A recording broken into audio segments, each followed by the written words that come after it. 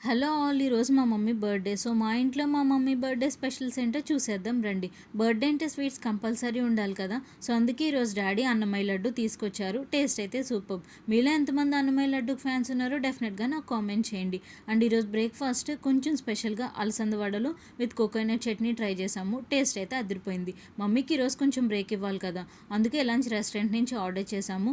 Boneless chicken biryani order చేసాము. Rice సెపరేట్‌గా, curry సెపరేట్‌గా ఇచ్చారు.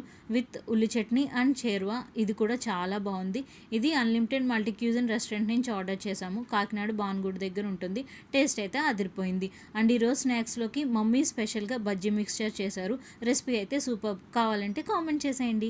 అండ్ ఈరోజు డిన్నర్లోకి egg keema masala with chapati try చేసాము. ఫస్ట్ టైం ట్రై చేసాము ఎగ్ కీమా మసాలా. టేస్ట్ అయితే అదిరిపోయింది.